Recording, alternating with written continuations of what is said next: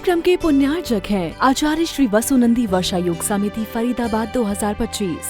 अध्यक्ष पंकज जैन, उपाध्यक्ष वीपी जैन, उपाध्यक्ष प्रदीप जैन, महामंत्री भूपेश जैन, मंत्री अंकित जैन, मंत्री पारस जैन, सह मंत्री अनुज जैन, कोषाध्यक्ष अमित जैन, सह कोषाध्यक्ष हितेश जैन। आत्म कल्याण के इच्छुक सभी उपस्थित धर्म प्रेमी पुण्यात्माओं, धर्मात्मा जीव अपने जीवन में धर्म करके जो आनंद मनाता है वो नास्तिक या धर्मात्मा जीव वो आनंद नहीं मना सकता। पुरुषार्थ करने के बाद धन दौलत परिग्रह तो इकट्ठा किया जा सकता है, लेकिन धर्म का पुरुषार्थ जो है वो पुरुषार्थ कष्टों को सहन करने के बाद, धर्म करने के बाद हमें एक आनंद की अनुभूति छोड़ के जाता है जो हम धन दौलत ऐशो आराम से प्राप्त नहीं कर सकते। मानवभाव धर्मात्मा के जीवन के लक्ष्य क्या है? भगवान की पूजा, गुरु की सेवा, भक्ति, श्रद्धा, समर्पण, विनय, सरलता, सहजता, क्षमा, ममता, समता। वो चाहते हैं कि ये सारे गुण मैं अपने अंदर धारण कर लूँ। और धर्मात्मा जीव अपने जीवन में दो ही चीज़ करता है, दान धर्म। पुराने लोग कहा करते थे कोई भी संकट आए तो दान धर्म करो, धर्म में लग जाओ। क्या करें? दान धर्म। बच्चा बीमार है, क्या करें? दान धर्म। पत्नी बीमार है, क्या करें? दान धर्म। संकट में है, क्या करें? दान धर्म। और दान धर्म में लग जाया करते थे। और कई लोग ऐसे हैं जो दान भी देते हैं, लेकिन कुछ लोगों के साथ में ये समस्या है कि वो चाहते हुए भी दान नहीं दे सकते।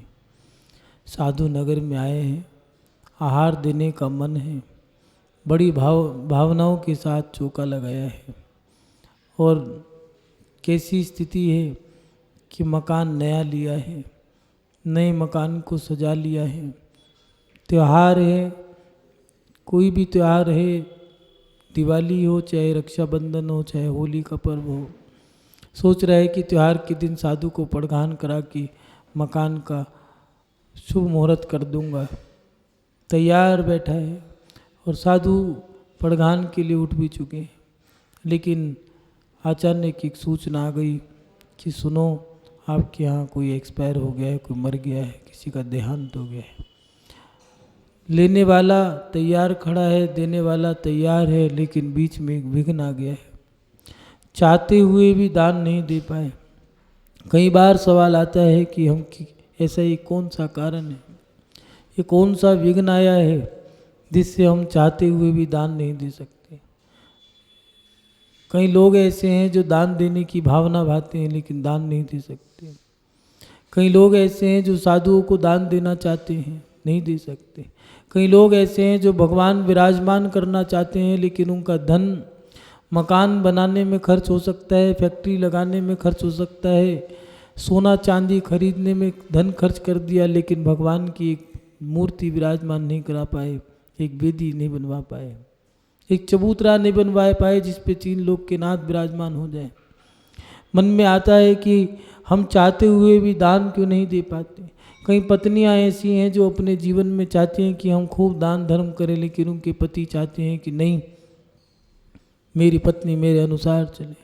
कई बच्चे ऐसे हैं जो अपने जीवन में चाहते हैं कि हम दान धर्म करें, लेकिन वो उनके ऊपर एक बाउंडेशन है कि माता पिता से बिना पूछे कुछ नहीं कर सकते। और पिताजी तो बस अपनी आत्मा में लीन रहते हैं, उन्हें बस खाने से मतलब है, गुर्राने से मतलब है, उन्हें आत्मा और आत्मा के अलावा कुछ नहीं दिखती। बच्चे कहते हैं हम अपना धन इस्तेमाल कर लें सही जगह, लेकिन माता पिता राजी नहीं होते। ये क्या है? कौन सा कर्म है? कर्म क्या कहता है इस बारे में? सवाल ये खड़ा होता है कि हम चाहते हुए भी दान क्यों नहीं दे पाते, ये विघ्न क्यों आते हैं? जैन धर्म में विघ्न को अंतराय कहा है, और दान अंतराय के भी आचार्य ने भेद किए। दान, लाभ, भोगो भोग, वीर्याणाम, ये 5 अंतराय कर्म के भेद किए। दान, लाभ, भोग, उपभोग और वीर्य।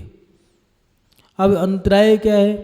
विघ्नकरण मंत्र है इससे किसी के दान लाभ भोग उपभोग वीर्य में विघ्न उपस्थित करना अंतराय कर्म के आश्रव के कारण है। किसी के आपने कोई क्रिया करी थी और उसमें विघ्न डाल दिया तो ये कर्म बंध गया आपने। किसी के ज्ञान में विघ्न डाला तो ज्ञानाकरण बंध गया। किसी के दर्शन में विघ्न डाला तो ये दर्शनाभरणी कर्म बंध गया। अच्छे में डाला तब भी और बुरे में डाला तब भी, बस इतना है कि अच्छे में डाला है, बुरे में डाला है तो अच्छा फल दे के जाएगा, और अच्छे में डाला है तो वो कर्म बुरा फल दे के जाए। ये विचित्र परिस्थितियां हैं। कर्म बहुत अलग तरीके से चलते हैं, जैसे हम सोचते हैं वैसे नहीं है। आपने किसी व्यक्ति को, किसी ने आपसे पूछा कि गाय जा रही है, वो गाय कहाँ गई, आपने देख लिया, आपने कहा सीधे हाथ पे इशारा कर दिया कि ये सीधे हाथ पे गाय चली गई, तो व्यक्ति उसके पीछे भागने लगा, लेकिन गाय नहीं, मेरी गाय गई थी उल्टे हाथ से।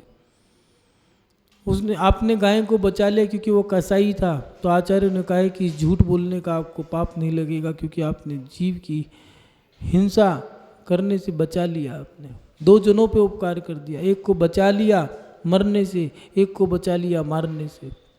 वो बचाने के भाव थे। एक माँ अपने बच्चे को डांट रही है, मार रही है, पीट रही है, क्यों? क्योंकि बच्चा बिगड़ ना जाए, बच्चा सुधर जाए, बच्चा गलत दिशा में ना चले जाए। इसीलिए आचार्यों ने कहा है कि माँ को पुत्र को डांटने का, मारने का भाव नहीं, उसको पाप नहीं लगेगा। लेकिन आचार्यों ने कर्म सिद्धांत की व्यवस्थाएं कितनी व्यवस्थित है। माँ का जो भाव है वो किस भाव से चल रही है। अगर वो माँ बच्चे को स्वार्थ के अनुसार मार रही है तो उसको पूरा पूरा दोष लगेगा। निस्वार्थ भावना से लालन पालन करके बच्चे को देश के लिए, धर्म के लिए, समाज के लिए पालती है।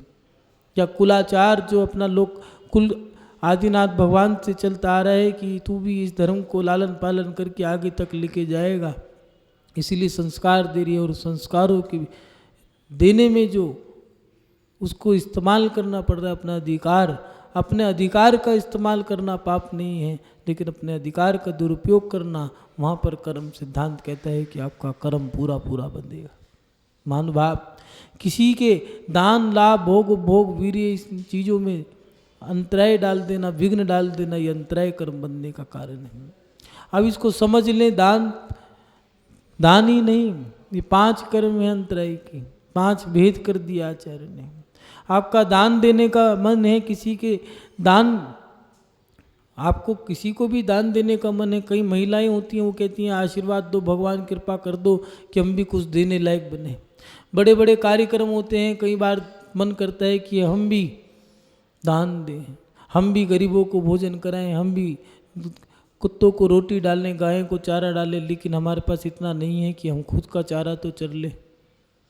ये व्यवस्थाएं हर किसी के पास नहीं है। हर व्यक्ति लाखों करोड़ों का दान नहीं दे सकता, हर व्यक्ति मंदिर नहीं बना सकता, हर व्यक्ति साधु की यात्रा नहीं करा सकता, हर व्यक्ति चाहकर के भी दान नहीं दे सकता। कारण जिसका कर्म बंधा है, वो कर्म उसका जब उदय में आता है तो वो चाहकर के भी वो काम नहीं कर सकता। अब दान अंतराय कर्म बंधा कैसे है, इसको देख लें। जिसके किसी दान अंतराय कर्म में उसकी परिभाषा क्या है?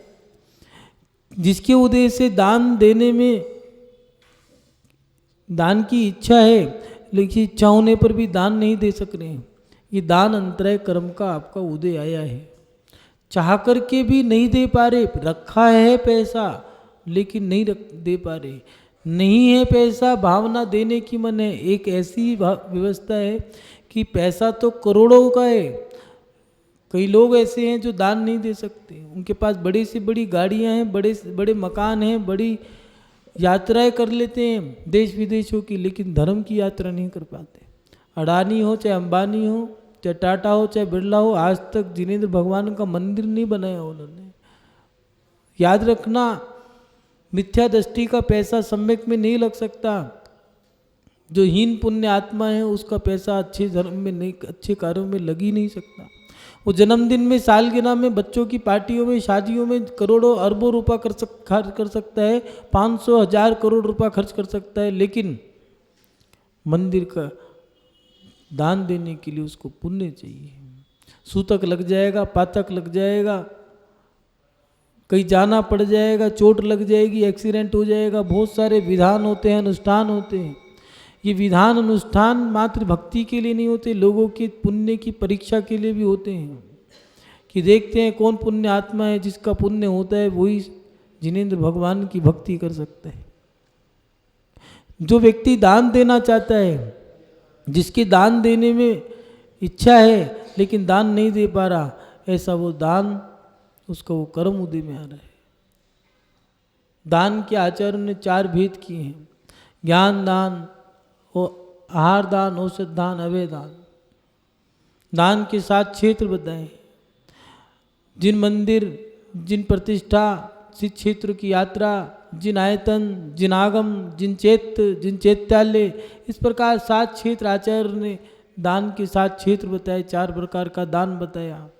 लेकिन दान के लिए आचार्यों ने विशेषता बताई है कि दान देने में विघ्न डाला था तो दान देने का मन नहीं कर पाएगा। जैसे आहार दान, किसी के आहार दान देने में विघ्न डाल दिया। कई बार ऐसा होता है, दान देने का मन था तो किसी ने कह दिया सुनो अब क्या करोगे दान दे के, थोड़ा रुक जाओ, तुम्हारी सालगिरह आएगी तब दे देना। तुम्हें क्या जरूरत थी कहने की? कर्म बांध लिया, क्या पता वो इतने समय में 2 बार दे देता, 4 बार दे देता। आज सलाहकार बहुत हैं, 1 ढूंढो 1000 मिलते हैं, लेकिन जो सलाह आपने दी है उसका कर्म तो आपको बंधेगा। अगर आपने उसको रोक दिया है तो आपको रोकने का कर्म बंधा रहेगा। कई लोग ऐसे हैं जो मंदिर के लिए दान दे चुके हैं लेकिन मंदिर ही नहीं बन पा रहा है। आपने रोक दिया था, आपका धर्म का जो दान था वो दान का सदुपयोग होने का समय अभी नहीं आया, क्योंकि जितना आपने समय बांधा था तब तक वो दान आपका लगेगा नहीं। पैसा बैंक में पड़ा है आपके पास या मंदिर की कमेटी के पास, वेदी नहीं बनेगी, भगवान नहीं आएंगे, कारण आपने रोक दिया था तो रुक गया।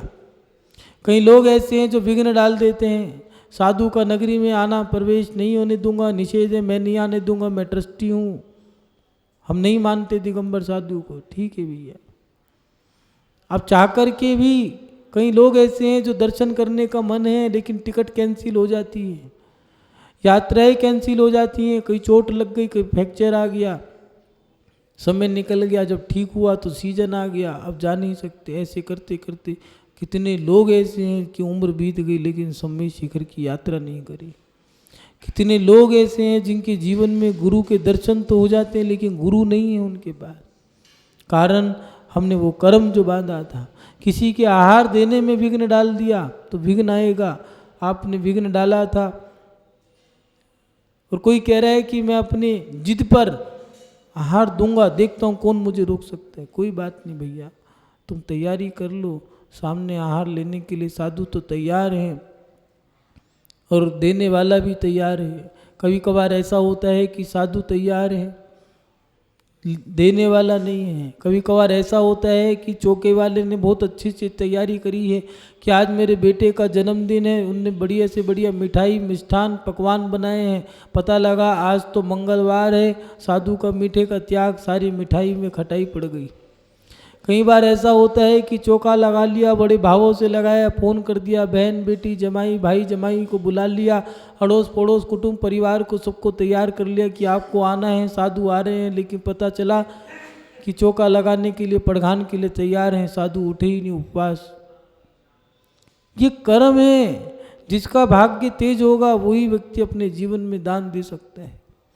कई बार तो ऐसा देखा गया है कि देने वाला तैयार है, लेने वाला भी तैयार है, साधु की नवदा भक्ति भी कर ली, पड़घान हो गया, डर रहे थे कि भैया पड़घान नहीं होगा, हो गया, नवदा भक्ति कर रहे थे, नवदा भक्ति कैसे होती है, चलो वो भी हो गई। अब थोड़ी जान में जान आई कि चलो भैया अब तो साधु अपना हो गया, अब तो लेके जाएंगे। लेकिन हार दे रहे थे, देने वाला तैयार है, लेने वाला तैयार है, साधु की भी पारना हो रही है, वो भी दे रहा है, साधु भी ले रहा है। लेकिन पहली गिरास में बालचंद जी आ गए, इतना बड़ा बाल आ गया, दोनों के दोनों हक्के बक्के रह गए। क्या करें, देने वाले का विघ्न उसके उदय में आ गया, वो अंतराय जो उसने डाला था, नहीं देने दूंगा। कई पत्नियां ऐसी हैं जो दान देना चाहती हैं लेकिन नहीं दे सकते। वो विघ्न आपके जीवन में कर्म बांधा था, किस पर्याय में, किस जन्म में, कैसे समय में आपने कर्म बांधा था। लेकिन ये याद रखना, जब आपको ये नहीं पता कि आपने कैसे समय में, किस समय में, कैसी अवस्था में, किस परिस्थिति में कर्म बांधा था, तो ये भी याद रखना, ये भी नहीं पता कि कर्म किस अवस्था में, कैसी परिस्थिति में, किसी समय पे काम आएगा, कब उदय में आ जाएगा। इसलिए आचार्यों ने कहा है कि हम चाहते हुए भी दान क्यों नहीं दे सकते, क्योंकि हमारा दान अंतराय कर्म का उदय है।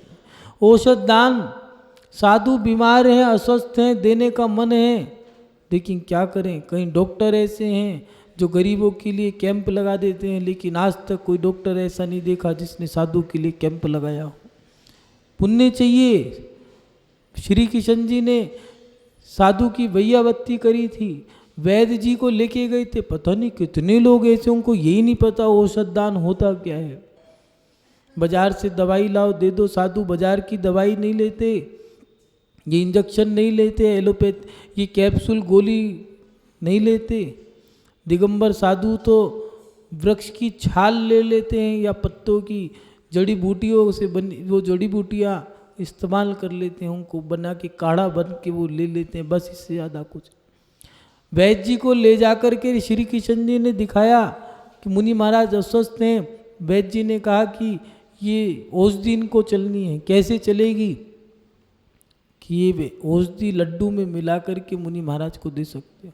आज्ञा दे दी कि राज आज्ञा है कि सबके घरों में औषधि बननी जरूरी है, मुनिराज का प्रगान होगा तो उनके स्वास्थ्य में लाभ देगी। मात्र इतनी व्यवस्था से तीर्थंकर प्रकृति का बंध बांध दिया था महानुभाव, लेकिन हर व्यक्ति औषध नहीं दे सकता। विघ्न डाला था, विघ्न आएगा, चाह कर के भी औषधि नहीं दे सकते। कई लोग ऐसे हैं औषध दान देना चाहते हैं, लेकिन उन्हें ये पता ही नहीं औषधि क्या होती है, कैसे बनती है, मन रह जाता है। कुछ लोगों ने आहार दान दे दो हो जाएगा औषध दान भी। अरे आहार दान है, औषध दान है। अगर आहार दान औषध दान बन जाता तो आचार्य 4 दान का उल्लेख नहीं करते। आहार दान है, औषध है, अभय है, ज्ञान दान है, चारों दान आहार दान में समाहित होते हैं, ऐसा विद्वानों ने, पंडितों ने निकाल दिया। लेकिन आचार्यों ने, अगर ये बात आचार्य कहते तो हम मानते। आचार्यों ने 4 भेद किए हैं, चारों का अलग अलग प्रभाव है। अगर आहार दान से ही औषध का प्रभाव पड़ जाता तो चर्म रोग में फिर वो तेल जो है वो मात्र खाने, फिर किसी ने कहा कि मट्टी का तेल लगा लो, पैर की सूजन कम हो जाएगी, तो ये थोड़ी ना तुम भोजन में मट्टी का तेल डाल के खिला दो। आहार दान है, औषध दान है, अवय दान है। लोगों को नहीं पता कि कैसे दान देना है। ज्ञान दान, किसी के ज्ञान दान में विघ्न डाल दिया था। अब हमारा दान देना है, हमें किताब देने का मन है, शास्त्र भेंट करने का मन है, नहीं दे सकते, कारण विघ्न डाला था, विघ्न आ गया। दान लाभ भोगो भोग वीराणीचा, दान देने में विघ्न आना, दान में विघ्न डाला था, दान में विघ्न आ गया, लाभ होने में विघ्न आएगा। ये याद रखना, एक साथ 2 कर्म बन सकते हैं, कई कर्म एक साथ बन सकते हैं। सैकड़ों, हजारों, लाखों, करोड़ों की तादाद में एक साथ कर्म बन हो सकता है। आपने दान में विघ्न डाला था तो याद रखना, जिसके दान में विघ्न डाला है आपने, तो आपका अंतराय कर्म भी बंधा है। आपको जब कोई व्यक्ति किसी को दान देता तो उसका लाभ होता, आपने दान देने से रोक दिया, दूसरे व्यक्ति को लाभ लेने से विघ्न डाल दिया, आपके 2 कर्म बंध गए। अब कॉन्टैक्ट तो आपने बड़े बड़े कर लिए हैं, प्रोजेक्ट आपने बड़े बड़े छेड़ दिए हैं, लेकिन लाभ नहीं हो पा रहा, कारण आपने विघ्न डाला था, विघ्न उदय में आ गया। ये एक के बाद एक कर्म बंधा हुआ है।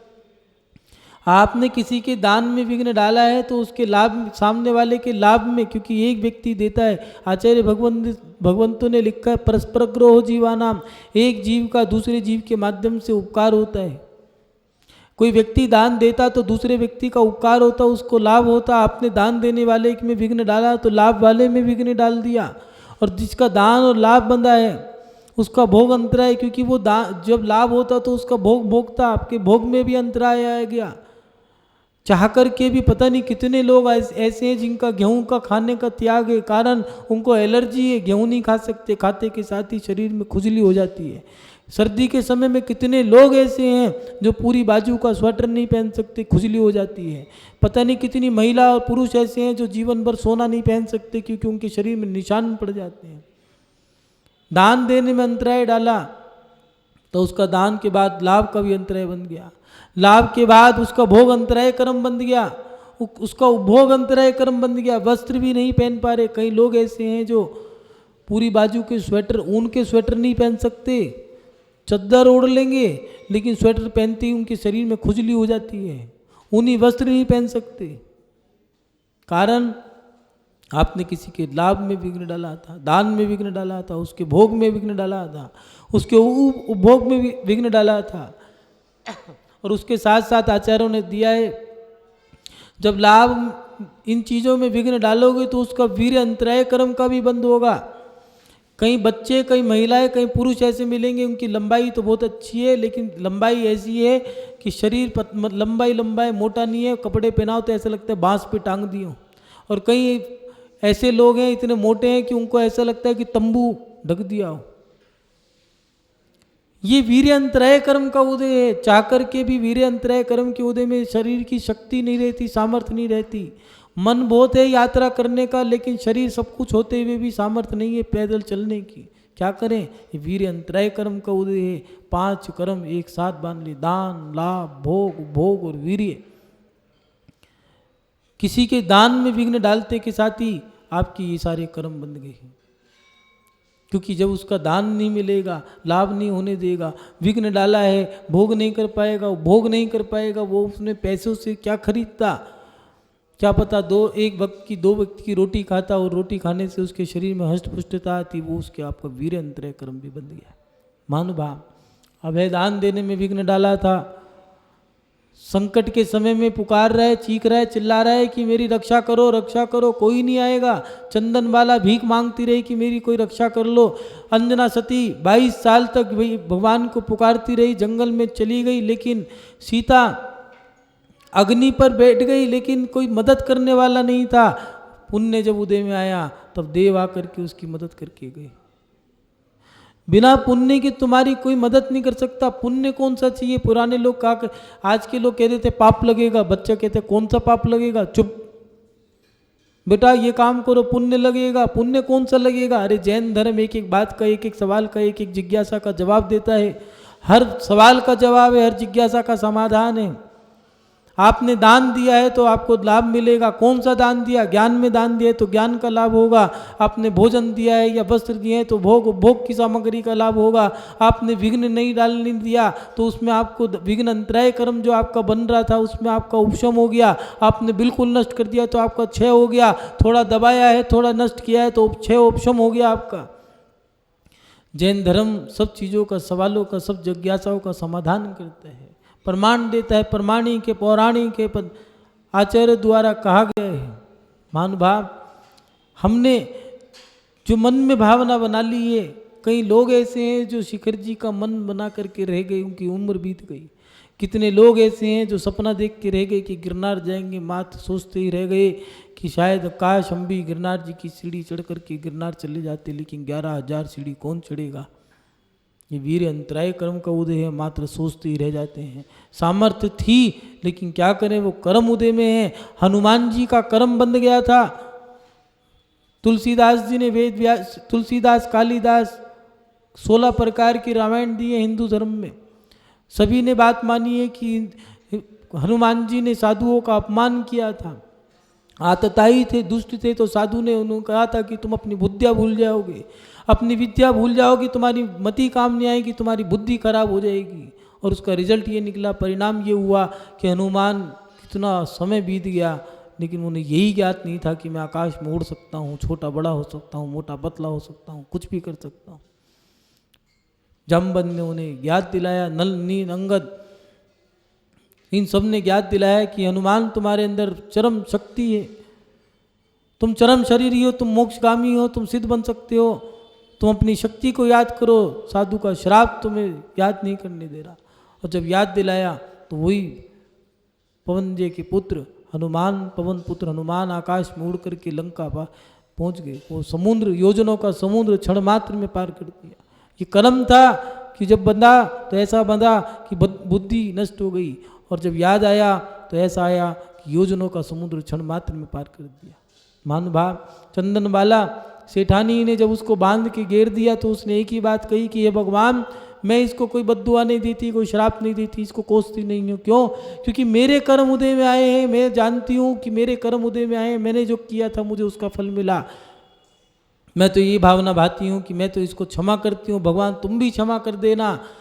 और इसका जो कर्म बंधा है इसके लिए मैं भावना भाती हूँ कि भगवान मेरे कर्म के उदय में महावीर मुनिराज आए हैं, इसके कर्म के उदय में भी कोई मुनिराज आ जाएं, जिससे कर्म जो इनने बांध लिया वो काटने में वो सक्षमता आ जाए। महानुभाव, ये कर्म बड़े बलवान हैं। वर्ष दंड के पर्याय के समय में आदिनाथ भगवान ने मुनि महाराज को आहार दिया था। 10 भव बाद जाकर के उन्होंने वही वर्षदंड और श्रीमती आदिनाथ भगवान, वो वर्षदंड का जीव आदिनाथ बने, वो श्रीमती का जीव राजा श्यांस बना। दोनों ने दान दिया और दान का प्रभाव क्या पड़ा कि एक दान तीर्थंकर कहलाया, एक धर्म तीर्थंकर कहलाया। दोनों उस भव से मोक्ष गए।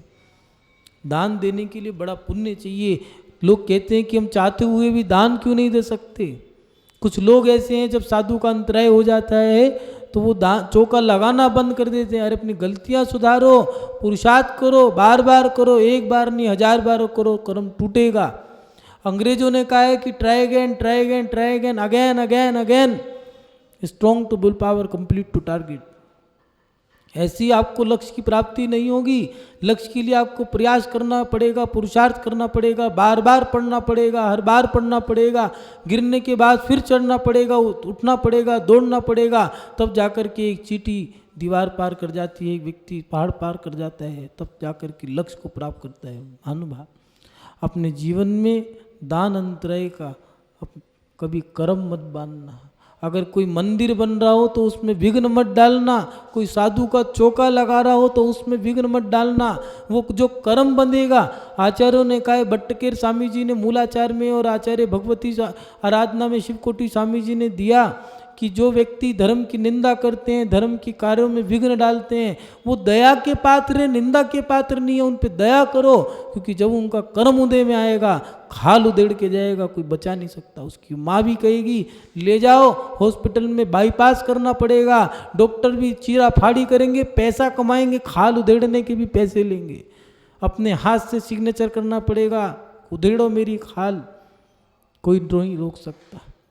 महानुभाव, दान देने के लिए एक विशेष बात जरूर कहेंगे कि पहले के लोग गुप्त दान दिया करते थे, उनके जीवन में सभी कुछ लाभ प्राप्त होता था। आज लोग दान दिखा दिखा के देते हैं। याद रखना, दान तुम रुपया को दो, जब रुपया तुमने बिना दान नाम लिख के दिया तो लाख रुपया आपने क्यों नाम ले लिया। इस कार्यक्रम के पुण्यार्चक थे आचार्य श्री वसुनंदी वर्षा योग समिति फरीदाबाद 2025। अध्यक्ष पंकज जैन, उपाध्यक्ष वीपी जैन, उपाध्यक्ष प्रदीप जैन, महामंत्री भूपेश जैन, मंत्री अंकित जैन, मंत्री पारस जैन, सह मंत्री अनुज जैन, कोषाध्यक्ष अमित जैन, सह कोषाध्यक्ष हितेश जैन।